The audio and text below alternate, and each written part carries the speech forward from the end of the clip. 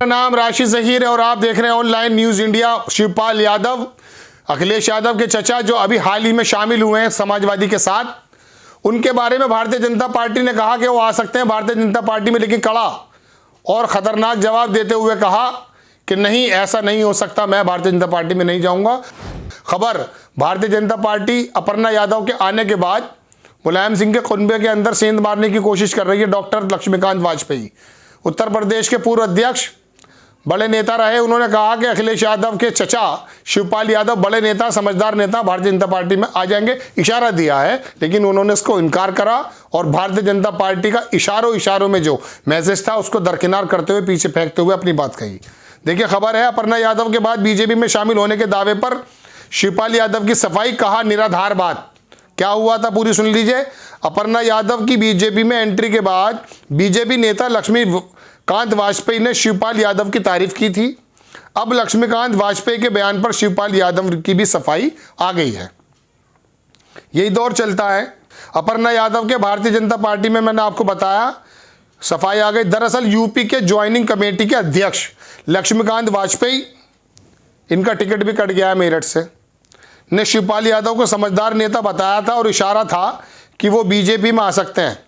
खबर के कुछ ही घंटों के अंदर शिवपाल यादव एक्शन में आए और उन्होंने कहा कि लक्ष्मीकांत के इस दावे में कोई सच्चाई नहीं है। भारतीय जनता पार्टी के नेताओं के बारे में मैं आपको बता दूं कितनी सच्चाई है तो आप भी जानते हैं, लेकिन बहरहाल फिलहाल तो शिवपाल यादव कह रहे हैं कि लक्ष्मीकांत यादव के इस दावे में कोई सच्चाई नहीं है, मैं भारतीय जनता पार्टी में शामिल हो सकता हूं, ऐसा कोई सच्चाई नहीं है। यह दावा पूर्णतः निराधार और तथ्यहीन है। मैं अखिलेश यादव के साथ नेतृत्व वाले समाजवादी पार्टी के गठबंधन के साथ हूं और अपने समर्थकों से आह्वान करता हूं कि प्रदेश की भाजपा सरकार को उखाड़कर फेंक दें और प्रदेश में समाजवादी पार्टी के गठबंधन वाली सरकार बनाएं। ये इनका ट्वीट है, आपकी स्क्रीन पर मैं पढ़ देता हूं दोबारा। यही बात उन्होंने लिखी है कि लक्ष्मीकांत जी के इस दावे की सच्चाई नहीं है, मैं भारतीय जनता पार्टी के साथ हो सकता हूं। ये बात उन्होंने दोबारा दोहराई। अब मैं आपको बता दूं, इससे पहले अपर्णा यादव बुधवार को दिल्ली में बीजेपी का दामन थाम चुकी हैं। इनकी बहू है मुलायम सिंह यादव की। इसी मौके पर यूपी के डिप्टी सीएम केशव प्रसाद मौर्य, प्रदेश अध्यक्ष सत्यदेव सिंह मौजूद थे। अपर्णा के बीजेपी में आने के बाद आज तक से बात करते हुए बीजेपी के नेता लक्ष्मीकांत वाजपेयी ने इशारा दिया था कि मुलायम परिवार से एक और सदस्य बीजेपी में आ सकता है। बिल्ली को छींचड़े नजर आते हैं, आपने मिसाल सुनी होगी। भारतीय जनता पार्टी से जितने सारे नेता टूट करके गए हैं समाजवादी में, उसका जवाब यही हो सकता है कि उनके खानदान के अंदर अगर कोई टूट है तो उनमें से कुछ लोगों को अपनी तरफ बुलाया जाए। अपर्णा यादव के बाद शिवपाल पर भी दावा करते हुए लक्ष्मीकांत वाजपेयी ने इशारा दिया था।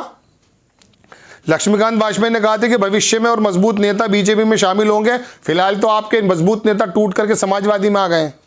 उन्होंने कहा कि शिवपाल यादव जाने पहचाने राजनेता हैं, उनकी यूपी में काफ़ी पकड़ है। वे बोले शिवपाल समझदार शख्स हैं, उन्हें अपने राजनीतिक फैसले लेने हैं। सपा अध्यक्ष पर वार करते हुए लक्ष्मीकांत ने कहा कि अखिलेश यादव अपने परिवार को एक साथ नहीं रख पा रहे हैं, जिसके बारे में उन्हें सोचना चाहिए।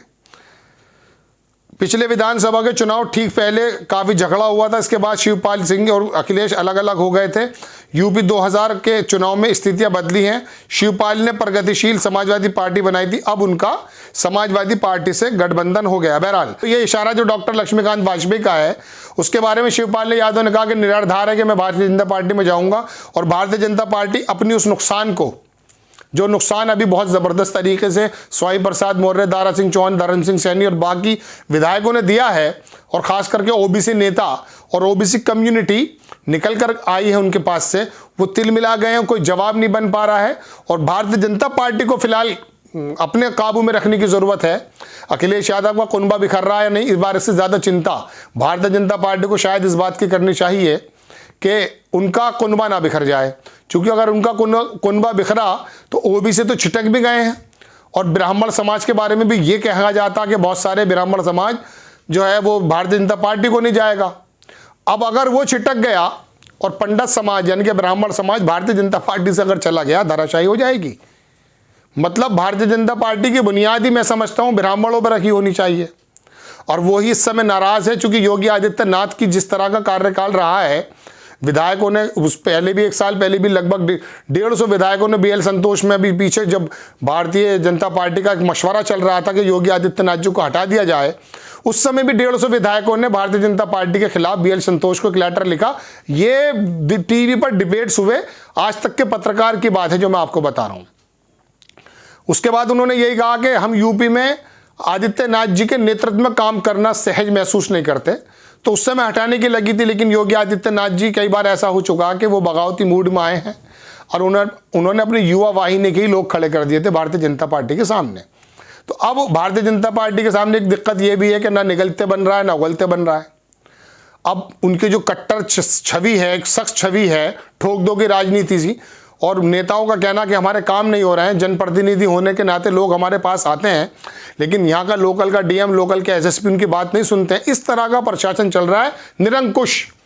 पुलिस भी बिल्कुल निरंकुश बताई जा रही विपक्षी नेताओं के माध्यम से। तो इसी वजह से वो नाराज हैं। और मगर भारतीय जनता पार्टी अगर इस समय कोई बड़ा फैसला लेती है तो दिक्कत में आ जाती है, इसलिए उनको साथ चलना पड़ रहा है। लेकिन जिस तरह से लीड करनी चाहिए चुनाव की योगी आदित्यनाथ जी को, उनको अयोध्या से हटाकर भी गोरखपुर भेज दिया है।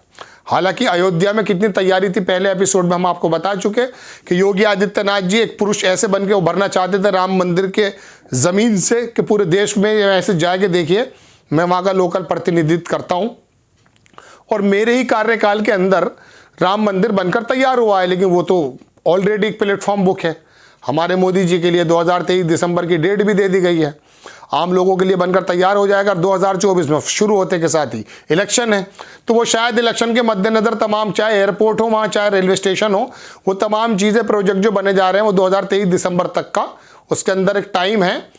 लेकिन अब ये लक्ष्मीकांत वाजपेयी ने जो एक छोड़ा है कि शिवपाल यादव शायद इधर आ रहे हैं, शिवपाल ने करारा जवाब देते हुए भारतीय जनता पार्टी को भी और डॉक्टर लक्ष्मीकांत वाजपेयी को भी जवाब दिया कि ऐसा नहीं हो सकता कि मैं भारतीय जनता पार्टी के उसमें आ रहा हूँ। अफवाहों की राजनीति गर्म होती है, इसलिए फ़ौरन कुछ घंटों बाद ही शिवपाल ने अपनी सफाई दी और भारतीय जनता पार्टी को एक करारा जवाब देते हुए कहा कि ऐसा नहीं होने जा रहा है, बल्कि मैं अपने सदस्यों से, अपने कार्यकर्ताओं से ये आह्वान करता हूँ, उनके शब्द हैं ये, कि भारतीय जनता पार्टी को उखाड़ फेंकें और गठबंधन यानी कि समाजवादी पार्टी के साथ जो छोटे छोटे दलों का गठबंधन है, गठबंधन तो भारतीय जनता पार्टी का भी है, वैसे अपना दल है और तुम्हारा निषाद पार्टी है, बड़ा मजबूत है निषाद पार्टी, तो उनके साथ है। तो ये गठबंधन इनको कहा जाता, उनको नहीं कहा जाता, अजीब बात है। उनका भी गठबंधन है, उन्होंने भी सीटें दी हैं, तो वो गठबंधन बड़ी मजबूती से लड़ने का आह्वान किया गया। शिवपाल ने भी अपने कार्यकर्ताओं से कहा। तो बड़ी खबर कि शिवपाल यादव ने डॉक्टर लक्ष्मीकांत वाजपेयी के उस जवाब का जवाब देते हुए भारतीय जनता पार्टी को उस प्रस्ताव को,